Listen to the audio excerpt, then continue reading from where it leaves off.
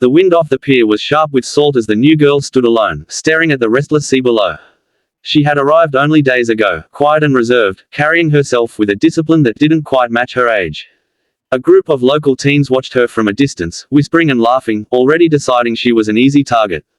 They circled closer, their words dripping with mockery, asking where she was from, why she talked so little, why she walked like she was in a parade. She ignored them at first, hoping silence would make them bored, but cruelty rarely needs a reason to continue. They blocked her path as she tried to leave, their laughter growing louder, bolder. One of them stepped too close, bumping her shoulder on purpose, pretending it was an accident. Another grabbed her bag and tossed it between them, forcing her to chase it while they laughed. Her jaw tightened, but she kept her voice calm, asking for her things back. That calm only made them angrier.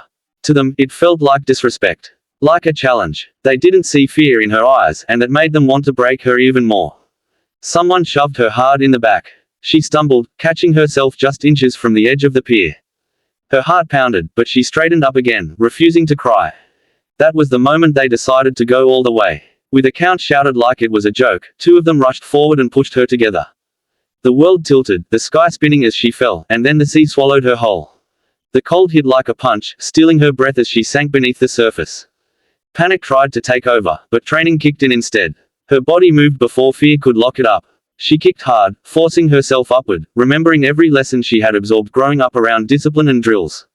She broke the surface coughing, hair plastered to her face, the taste of salt burning her throat. Above her, the bullies leaned over the railing, laughing, calling her names, telling her to swim home. They thought it was over. They thought this was the worst thing that would happen today. She grabbed a ladder, bolted to the pier and hauled herself up, arms trembling but steady. When she stood dripping in front of them, something in her expression made a few of them hesitate. Her eyes weren't wild or scared. They were controlled, focused. She didn't scream. She didn't cry. She simply looked at them, memorizing faces, posture straight despite the cold shaking her body. One of them scoffed, masking his unease, and told her to get lost before things got worse.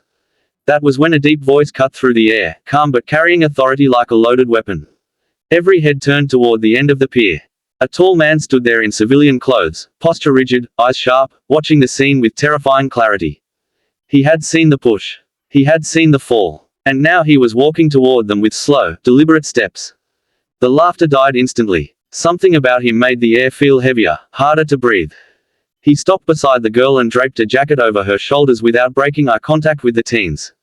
Then he spoke again, asking a single question about who thought pushing someone into open water was a joke. No one answered. They shifted, suddenly aware of how small they were. He introduced himself calmly, stating his rank, his years of service, and then added one final detail.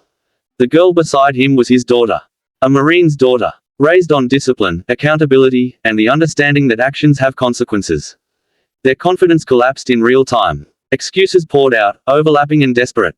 They said it was a prank, said they didn't mean it, said they were just playing around.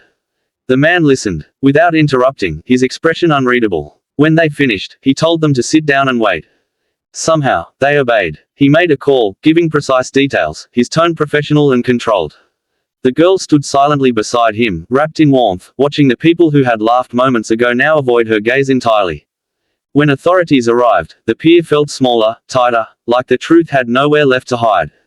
Statements were taken. The fall was no longer a joke. The sea was no longer part of the fun. As they were led away, the bullies glanced back at the girl, realizing too late that they had chosen the wrong target, on the wrong day, with the wrong family. Fear replaced arrogance, heavy and unmistakable. As they walked away together, the girl looked up at her father, her voice quiet but steady as she thanked him. He squeezed her shoulder gently, pride flickering through his stern expression. He told her she handled herself well, that staying calm was strength, not weakness. Behind them, the waves kept crashing against the pier, indifferent and endless. But for the girl, the sea would always remind her of the day she was pushed, and the day everyone learned exactly who she was.